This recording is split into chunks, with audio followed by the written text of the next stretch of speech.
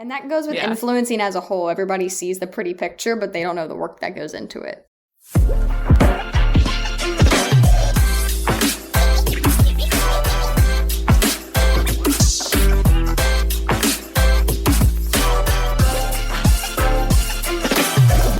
Hey guys, welcome back to the First Hustle Then Brunch podcast. Today's guest is a marketing pro, and I know you're going to learn so much from her. Amber Miller is the CEO of Prettiest Peaches, LLC, a social media marketing and digital advertising company. She is also the co-owner of Double Tap Marketing, LLC, as well as an account manager for Power Move Marketing, the marketing specialist for the city of Suffolk, Virginia, as well as a shareholder and a marketing advisor for Armed Forces Brewing Company. This episode is jam-packed with information all about social media and how to grow online, so let's get into it. Hey Amber, welcome to the podcast. Hey, thank you so much for having me. I appreciate it. I'm so excited to talk more about it and hopefully inspire others and help whoever wants it. Yeah, I'm excited to have you on. Definitely the pro on Instagram. Love seeing your content. Thank you. Thank you so much. I appreciate it. It's definitely a dream job. Yeah, so I guess before we dive in, can you start by sharing a little bit about your background, what you do for work, and how you got started as a content creator and influencer? Absolutely. I love this question because I landed where I am now, and it was so not planned. So I graduated from Virginia Tech in 2018, and I originally wanted to go into broadcasting. And I was like, you know what, though? Like, I want to do something for fun. Like, I've always had like a creative mindset. I was like, I need something to like be creative. I was like, I'm going to start a blog. And so like I started this whole website. I built this whole website by myself because I was a college graduate. I had no money. So I was like, I'm just going to build all this thing by myself. This will be great. And it was actually my mom's idea, funny enough. She was like, look at having a blog. Like it would be so much fun for you, Amber. You love writing. You love sharing fashion. And I was like, all right. So I was like, I'll do it for fun. And then I published my first blog post, and I was like, this is so exciting. I got 2 views, and I was like, okay. I was like, well, this is so much harder. I was like, this is great, but like, I really need traction here. And so I was like, I'll use Instagram, I'll use Facebook, I'll use social media to gain traction to my website. Well, the table turned, and social media became my primary outlet. So yes, I was getting traction to my blog, but then I fell into this whole new world on social media that I didn't even realize existed at the time, which was bloggers, influencers, you know, that whole world of social media gurus, right? So started really getting into it, reading books, listening to podcasts. And honestly, I had no one to guide me, like no one that was willing to help, no one that wanted to give out answers of the how-tos, which is like, so shocking because that's not true. I know. Back then, people weren't sharing their secrets. It was like no, they weren't. And so I was like, okay, well, I don't know what to do. Like people say you can make a full-time living off this, but like I'm not seeing nothing, right? So I started just kind of organically sharing what I loved, fashion, fitness, all of the above, and I saw my numbers start to just keep climbing. You know, people DMing me, asking me for guidance here. What would you wear to this, XYZ? And then it just kind of boomed from there to say the least. And now I make more than like full-time income on it. So I'm very blessed to have fallen into this world that I didn't even know existed, and to just work hard and put in hours and hours and hours of work to build it and to build this business by myself. And I wouldn't want it any other way. Yeah, that's awesome. Wait, tell everyone how many followers you have now. Oh gosh, I think like 110,000, something like that, like 110, something around there. Yeah, it's been casual, no big deal. That's awesome. Just a few 100,000. No, just kidding. But it definitely is not how I started. So it definitely took some time to grow that. And in the past, probably 2 years, Instagram has really, really changed. So it's been different trying to navigate that and to still reach new people. You know, Reels came out. When I started stories, Instagram stories weren't even a thing. So it's like, that was how long ago it was. 4 years seems like right around the corner, but it really was a long time ago, especially in the social media world. Everything's evolved so quickly. And so just to keep up rolling with the punches is tough to do as a business owner in any industry. So just staying on top of that is really key. Yeah, I guess along those lines, as someone who's really involved in this space, where do you see the influencer marketing industry going? It seems to be taking off. Yes, very But good is question. this like still a good time to get in? Absolutely. This is the best time to get in. I will say I am happy when I started, but if I could have started earlier, I would have. If I would have known more about it. Mm-hmm. I wouldn't change how anything happened because I'm very blessed and very happy about how everything worked out for myself. But I wish I would have started earlier when it was still a much smaller market than when even I got into it. It is 100% boomed now, but I would never discourage someone not to fall into it if that's what they want to do. The only advice that I really try to give people that want to come into this space, because the word has kind of leaked how much of an income you can actually make as an influencer, which is great. Yeah. It's definitely leaked. People are actually finding this kind of stuff out, but I feel like that has really swayed people to want to try it that don't really have a true passion for it. And yeah, when I say I work like 12 to 16 hour days, I'm like not kidding. Like I really do. So if they're not passionate about it. I love that you mentioned that because you're working hard. Yeah. like I kid you not. It's like it is more than a full-time job. It really is. But with that being said, if you're putting in those type of hours and your only reason for doing it is money, you're going to fail. You have to have a passion for it and you have to want to do it or you're not going to succeed in this industry. It's too competitive and it requires too much work. So that's one thing I always encourage people is to have a passion for it. So if you don't have a passion for it, you're going to fail. And that's just me being straight up. No, I love that. Love the honesty. I was actually going to go back to actually answering your question that you asked. Where do I see influencer marketing going? I forget the number exactly, but I think in influencer marketing last year in 2021, it was like 13 million or 13 billion, something like that. And this year it's projected to do like 16, which is just like out of this world crazy. So many brands are spending like 70 to 80% of their marketing budget on influencers. So I see this continuing to grow, especially with the new outlets that are coming out on Instagram and especially with TikTok, like really, really breathing down Instagram's back. I see it going nowhere. I see it going nowhere but up. Yeah, so true. A lot of people are starting to realize the importance of influencers and how impactful they can be. Not only businesses, obviously they're increasing their budgets to focus more on influencers, but even just other people are finally taking influencers seriously because in the beginning, years ago, it was just like, okay, this girl like posts everything she buys on Instagram. Like, no one cares. Like, why is she doing that? Oh my gosh. She's making money off of that. And now you know that she's making a lot of money. So, well, it's actually... Stop talking.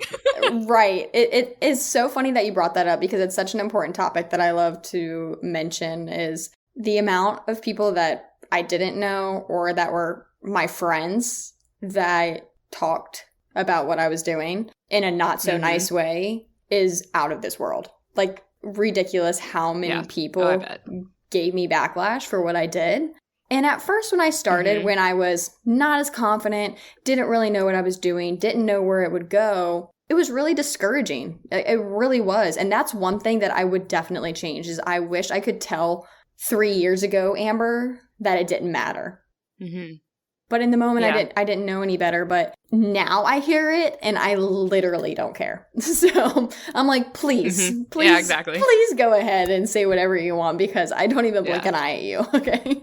So that's definitely another piece of advice I would give younger versions of myself is people will talk. I can guarantee you they're going to, and do not care. Yep. Seriously. Yeah, that's so important for everybody to hear at this point. So yeah, just go for it anyway. Exactly. Yeah, so I know you mentioned earlier about how your Instagram following, of course, started out small and you've grown it over the years. So can you share a little bit about how you built your audience and what tips you'd have for somebody that's getting started today? Absolutely. So again, when I started, Instagram had no Instagram stories, no Instagram reels, none of that. So with that being said, they also had no set algorithm at that time. So it was still the feed where like you scrolled through all the way until you saw the one that you had previously seen. So you went through your whole feed.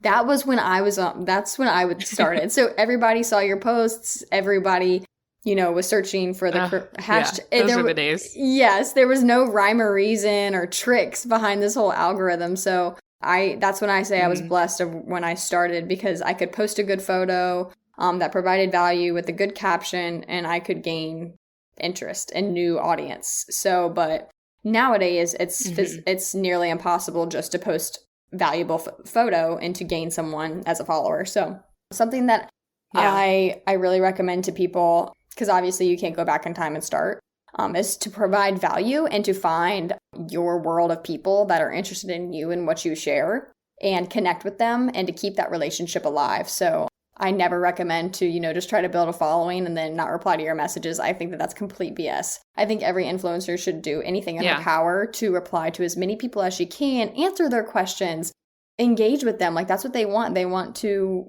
know more about you. People are interested in you, and that's why they follow you. So you need to engage with them and show them the time of day. Yeah.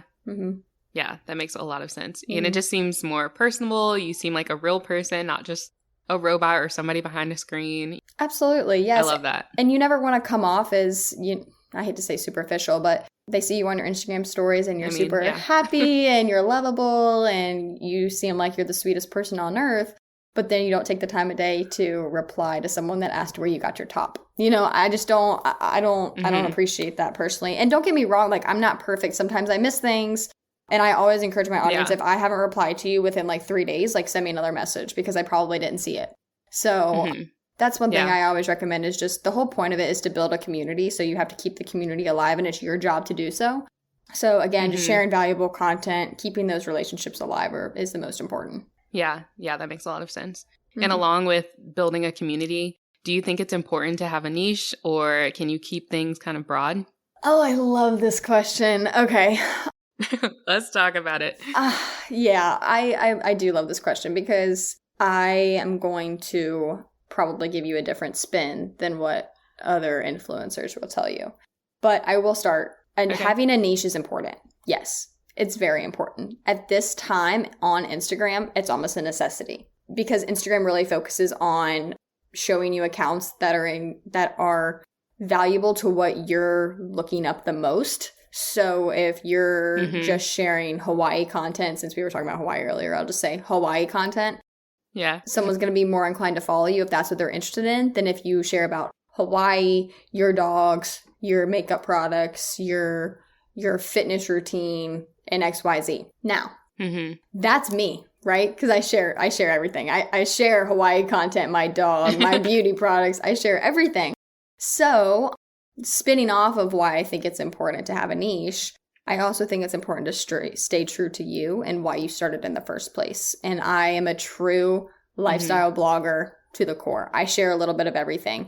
And so, and I've kind of done some polls throughout probably the past year with my audience because I did have that fight within myself. Should I niche down? Should I not? But I felt restricted. If I were to niche down to just fashion, like, I want to share my travel content too. I want to share my boyfriend, my fiance now. I want to share my funny videos. Thank you. My funny videos of my dog. Like, I like to share a variety of content. So I wouldn't be happy and I wouldn't be who I am on social media if I was restricted to a niche. So that's when I decided that picking a niche wasn't exactly for me. So I look at lifestyle blogging as a niche as well. It might just not be as narrowed down. So I've decided to stay true to who I am and true to why people started following me in the first place. And a lot of people that follow me they fell in love with who I am as a person. They fell in love with my long distance fiance. They fell in love with my Southern chic style. They fell in love with the fact that I ran a random marathon. You know what I mean? Like, they fell in love with Amber and what Amber does. So yeah, I'm the Amber niche. We'll call it that. So I decided it wasn't for me to. I love that. I decided it wasn't for me to restrict myself. But if someone does have a passion in something important that they think would be valuable to niche down, I highly recommend them to do so. Yeah. Yeah, I think that makes a lot of sense, especially because I feel like, you want to get to know the full person. And I love that you are using your platform to do that.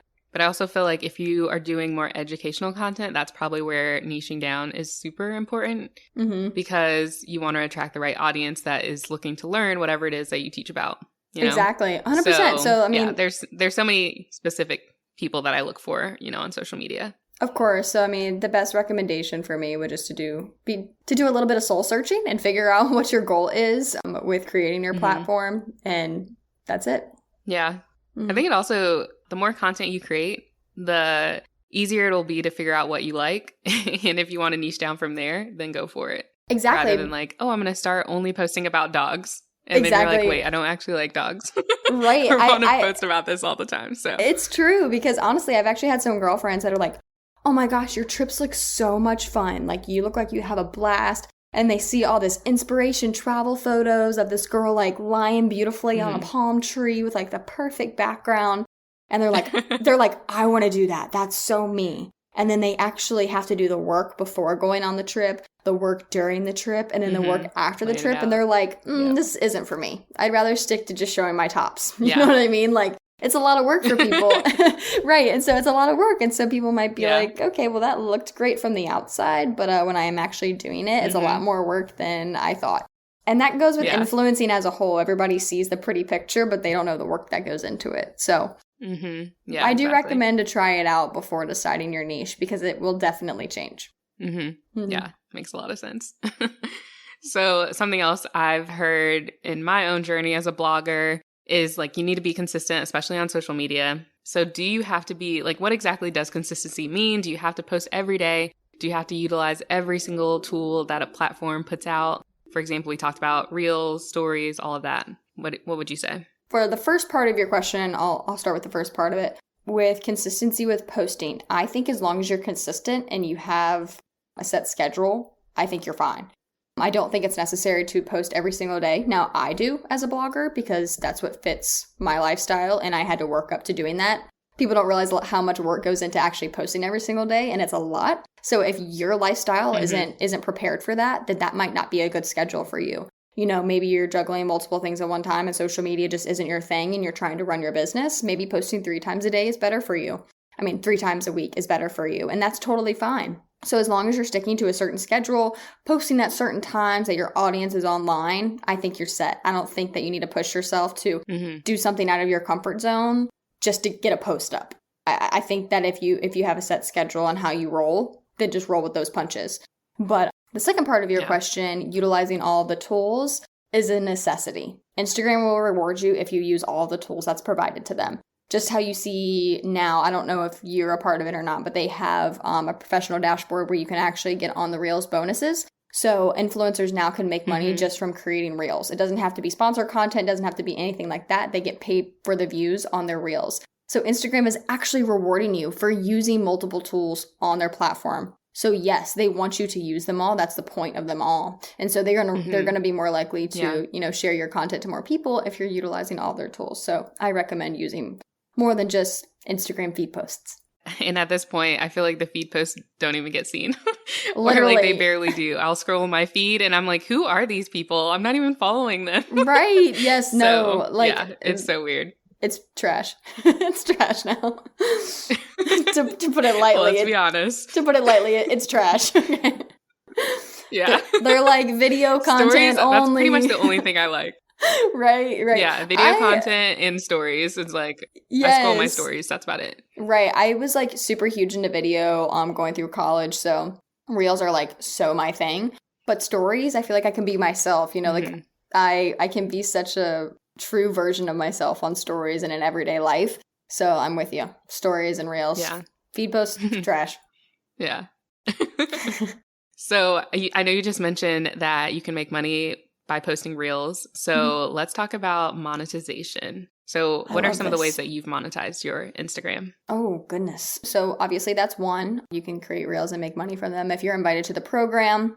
The main way that influencers create their income is from sponsored and ad. You know, if you see hashtag sponsored, hashtag ad, that's what I'm talking about. So paid partnerships, paid collaborations, however you want to refer to it, is the number one way that influencers make their income. So for example, one of my main sponsors is Dunkin'. So multiple times throughout the year, depending on what campaigns they have going on, they hire me to push whatever campaign it is. This one that I just did yesterday, was about the new Sunrise batch that they have out. So Dunkin' hired me to push the Sunrise batch. They have certain guidelines you have to follow for the photo and the caption. You submit it for approval. That's kind of a general gist of how it goes.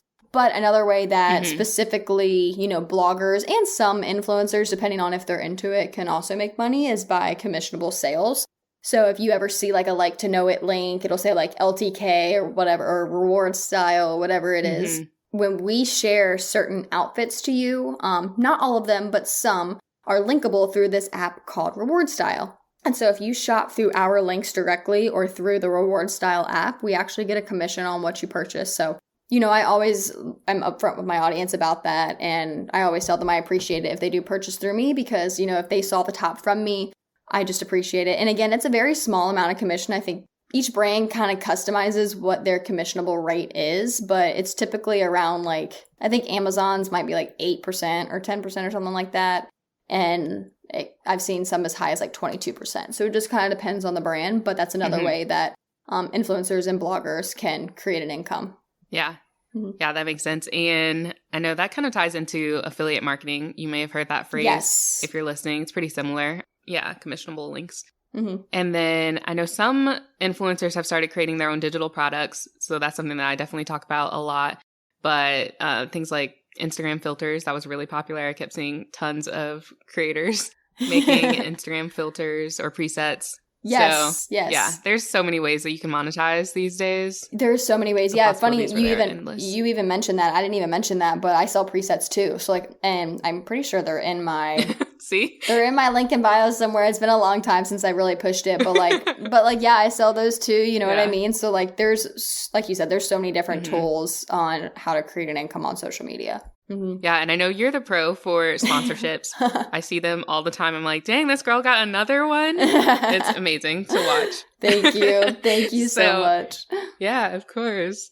So how do you find brands to work with? And what does that process look like? So back, I would say probably a few years ago, probably about 2 years ago, from my first to my second year, I was steadily pitching brands, searching for the brand, searching for their email, drafting up pitches to them, trying to negotiate contracts, negotiate rates, all of the fun stuff of the business that people don't see. So that's kind of how I spent my first 0 to 2 years. I would get reached out to a bit, probably I would say 20 to 30% of the time. And then I was pitching the rest of the 100. So it was really time consuming. It took a lot of time and I took a lot of no's, and that's just how it is. Yeah. But from my past 2 years, my third and fourth year of blogging, I have rarely pitched other brands. I would say it's a good 90% coming in from other brands and 10% pitches, and that's the 10% is if I thought of a really cool idea. Yeah, if I thought of a really cool idea, then I'll usually pitch it to them and just kind of see what they say. But about 90% of my sponsorships now come from the brand to me, which is really, it's not as time consuming for me because I'm getting these emails in and just responding to them as opposed to doing the legwork on the other half. So I've gotten a little bit of time back from that. So that's nice. Yeah, that is good. Do you have any experience with those ad networks or influencer networks? Do you recommend those? Oh, absolutely. Yes. So I guess I do take that back. I do still apply on there, not as often as I used to by any means. If that's my free time. If I have free time, I'll go through and I'll select brands that I think best fit with my audience or whatever I share resonate with me. And if I like the product or if I've tried it before, then I'll apply to that campaign.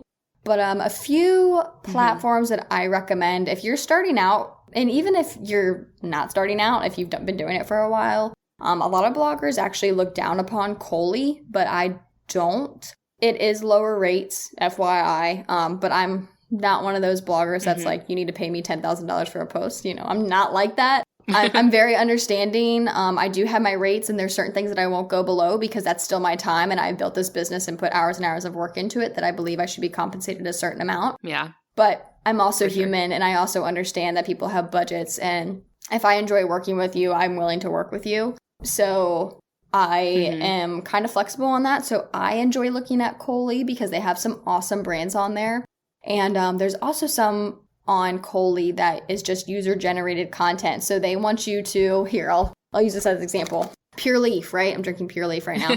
If Pure Leaf wants just user-generated content, they're going to send you tea and compensate you X amount of money to just send them 6 photos so that they can use it on their social media. And I think that's such a easy way to make additional income without filling your feed with another ad. And, I love creating content. I think it's so much fun. I enjoy it. It's therapeutic for me. Mm-hmm. So, of course, I say yes to that. You know what I mean?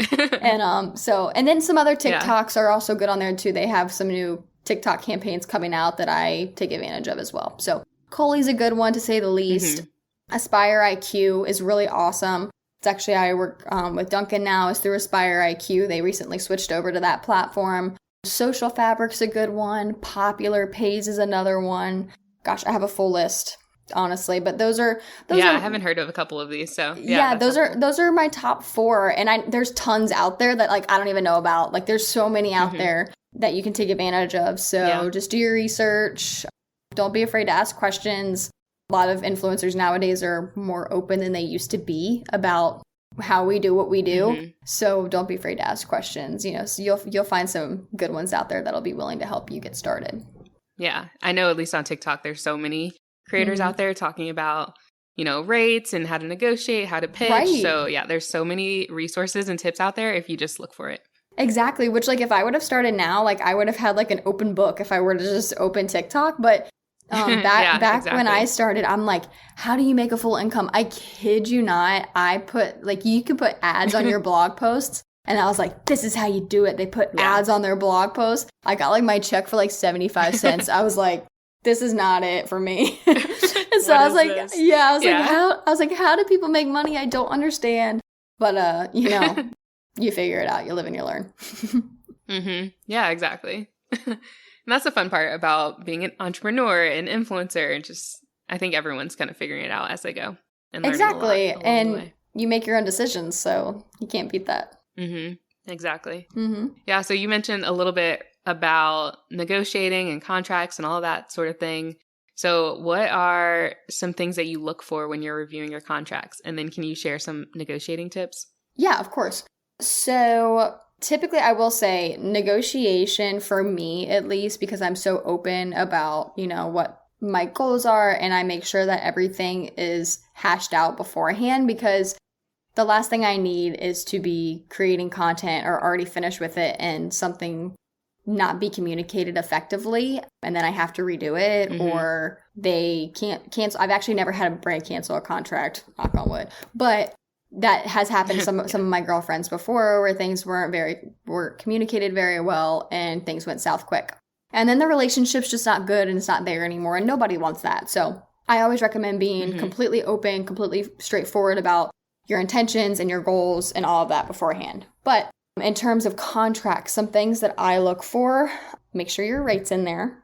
Make sure that they haven't put anything in there that you're not willing to give, such as maybe it's extra content, maybe it's usage rights to your photos, maybe it's whitelisting or ad use of your content in your platforms and your likeness.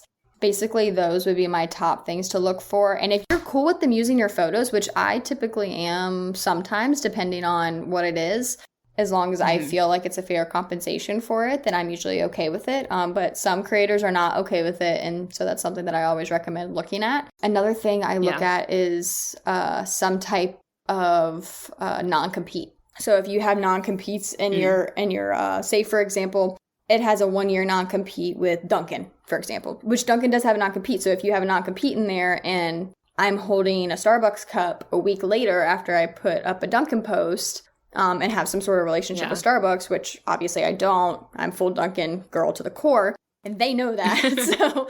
But if I were to have Dunkin', for example, that would be a non-compete. That would be a non-compete violation. So, and that goes with any type of product, teas, jackets, hair products, skin products, stuff like that. So just make sure that you look out for those non-competes because they're hidden, all the contracts are legal jargon that you don't understand. So just try to dissect it the best way you can. It's a necessity to have a contract. Always make sure that there is a contract in place, because if there's not, there's nothing binding them to actually compensating you for your time and work. So make sure there is a contract in place. Make sure it's written out to the effect that you agree to. And ask questions. There's been plenty of times and plenty of brands that I just didn't understand what the contract said because of legal jargon. So I'll just write out the points and I'm like, can you explain this to me in real person terminology? And, they're always more than happy. Yeah, more than happy to explain it to you. So don't be afraid to ask questions. So that's answer to your first question. Second question with negotiating tips. I'm kind of biased on this because I don't think that there should be negotiation necessarily unless there's an underlying reason. Maybe a brand has a certain budget that they can't go over, and that's, you have to respect that as well. Brands have budgets, brands have a certain amount of money that they're allowed to spend on each campaign. And so if your rate is $2,000 for a post and they're like, oh, our budget's only $1,000, then you have to decide if that budget is worth your time and money. And sometimes, brands will be trying to get you down just to see what they can get you down to. And I'm not saying that in like a sneaky way. Like, that's just human nature. They want to see how they can get as much as possible. Business, yeah, that's business. They want to see how they can get as much as possible for as little as possible. Same goes both ways. Influencers are like, how much can I get for this? You know what I mean? So it completely goes both ways. And only thing I recommend is to know your worth, know your time and energy and what it takes for you and what best serves you. If your rate is $2,000, like I mentioned, and they only have $1,000, and the time and effort that it takes for you to do that content or complete that project doesn't serve you, then say no thank you. And maybe you can work together down the road when they have the budget for it. They might magically all of a sudden have the budget for it, or they might not. So it just kind of, you know what I mean? So it just kind of depends on what you want out of it. So I'm not really a huge negotiator because I say yes to what I think I can fit, and I say no to what doesn't serve me. And if they want to adjust accordingly, then they're more than welcome to. If not, maybe we'll connect later on when it's a better fit. Love that. Know your worth. Yeah, just know. That's great. And, if you're like, oh, you know what? I'm not so busy this month. I can take it on. You know what I mean? Or maybe you're like, I have too much going on and like I'm going out of town. Like this just doesn't serve me right now. Then that's totally fine too. Yeah, exactly. Awesome. So we've talked about all the different campaigns you've worked on in the past. How do you stay organized and plan out your content so that you don't miss deadlines, but also factor in some organic content too? I love this question. This is the best way to put it. I live in organized chaos. 100% I do. I know it's terrible. I'm working on it. So like, I know that I know where everything is, even though it's not exactly in a place. Like, I know that like my hair tie dropped last week underneath my car seat. So like, if you need a hair tie, it's there. But like, you wouldn't know where my stuff is. You know what I mean? So organized chaos is the best way to put it. But I am organized when it comes to my business because it's my bread and butter and it's the time and effort that I put into my life every single day. So I am very organized with that. I have, you got to keep your files, you keep your receipts, you keep your invoices, you keep your bills, you keep all of that. I have them all filed away in a certain place. And with content calendars, I have a calendar that I put up every single month. And I typically plan out a month in advance, even if I leave a spot open and just put organic content, then at least that way I have a spot for if I happen to take a picture with my nephew one day, or maybe it's my dad for Father's Day, like stuff like that. I make sure to factor in that organic content. But as opposed to making sure that my sponsor content is on time, before I even create, I go ahead and look at the brief and see when it's due, see when the drafts are due, and then see when the posting date is. And I actually kind of put it a few days in advance just in case something comes up and it has to be pushed back for whatever reason. Then I have that legwork to move it. So I do stay really organized when it comes to my business because, like I said, it's my baby. So I am very organized with that. But my life is a little bit of organized chaos, but I like it that way. It's understandable. I'm like the opposite. I'm very type A. Are you? I just organize way too much. Sometimes too much of my life, and it's just like a lot. So my friends, family see it, and they're like, "What in the world is this?" I need you in my life. Everything's organized. Let me know. Yeah. Look you up. That's Do awesome. you use any tools? Like, what are the tools that you recommend or that you use for content creation and also to stay organized? Very good question. I live and breathe by my Google Calendar. I think it's super important when it comes to meetings. So I don't miss a meeting time. I'm someone that I think it's so unprofessional to miss a meeting. So I'm there. If I tell you I'm there, I'm there. So I live and breathe by my Google Calendar, and contrary to popular belief, people think you shouldn't have a to-do list. I have a running to-do list, but I like it that way. It works for me. If I think of something, I have this huge sheet on my humongous planner, and it's my master to-do list. And I just highlight things as I get them done. So normally it's like June to-dos, you know what I mean? And so it gives me the full month to work through this to-do list. And so, things get added, things get taken out, and that's totally fine. So I make those adjustments accordingly. But the master to-do list is what I live and breathe by as well. And just something I'm thinking of because it's in front of me right now, some type of, at least technology that I think is important to invest in if you're an influencer is a ring light. You always want to have good lighting for your photos. So I highly recommend a ring light. I'm trying to think of other things. I'm sure there's plenty of other things. Always have a charger on hand. Always have a portable charger on hand. Extra batteries. Extra batteries. Be ready to go for that because no one's coming to save you. But that's about all I can think of right now. Just honestly, master to-do list and my Google Calendar is my saving grace. Yeah, that's awesome. I love Google Calendar. I also use ClickUp. That's how I organize my life in What's my that? business. So yeah, highly recommend it. It's a project management platform. Also, I'm a project manager. Like, that's my career. Okay, gotcha. So that's probably why I'm like obviously very type A and on top of this type of stuff. Definitely. But yeah, ClickUp is a really cool platform. I have separate, they call them spaces. And basically it's like lists. You can create different lists for different projects you're working on. So I have one for like my podcast, YouTube, the blog, my course. And so then I create like tasks underneath and you can track where they are in the progress. Wait, I need this in my life. Get on there. Love it. Is it kind of like Todoist? Or no? I haven't heard it of different? that one. Okay, crap. I think ClickUp would be more like Trello probably. Like I've used Trello, but I'm not a fan. Okay. But you can do the same thing, like create boards and stuff. Okay. Yeah. Wait, I'm writing this down. I've got to look into ClickUp. If you ever want to talk about organizing your life, hit me up because I color code my Google Calendar. You probably do that. I do. You don't? No, I do. Okay, I was about to say, come on. At a minimum, you got to do that. No, I do.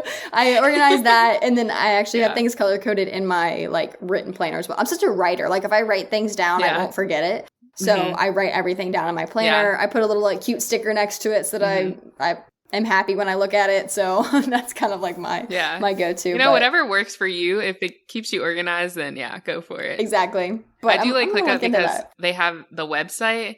Yeah, they have the website. So I like do everything on my computer normally.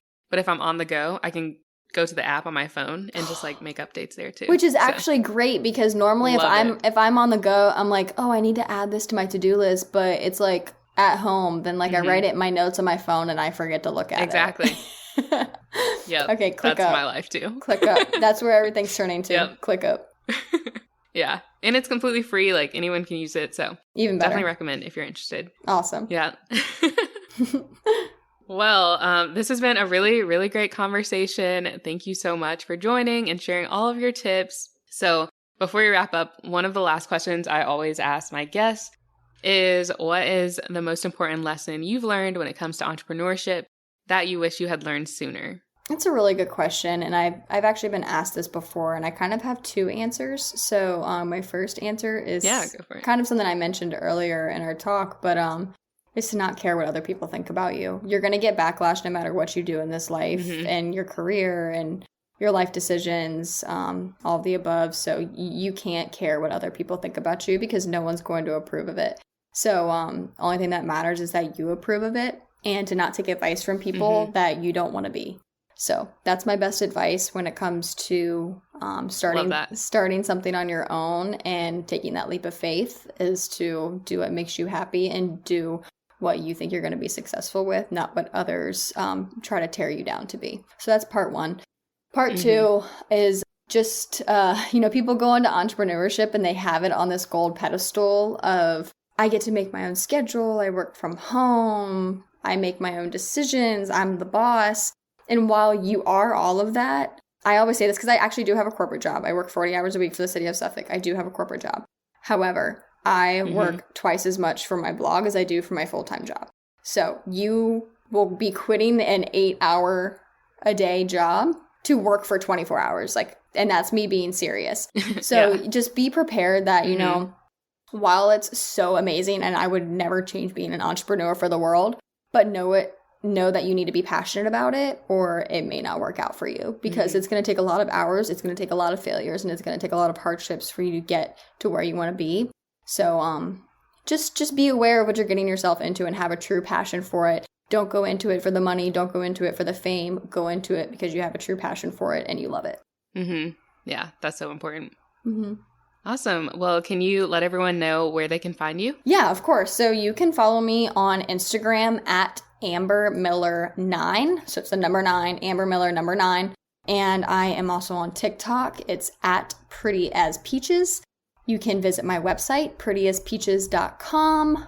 That's all the places you can find me. You can DM me, email me. My email is amber@prettyaspeaches.com. I'd love to talk with you, answer any questions that you may have. As you can tell, I'm kind of an open book. I'm very chill. I'm very open to give advice, whether you want to hear it or not. So please reach out if you have We need that honesty, though. Yes, definitely. So please don't be afraid to reach out if you have any questions and, follow along my journey. We have a lot of fun over on my platform, so I would love to see you there.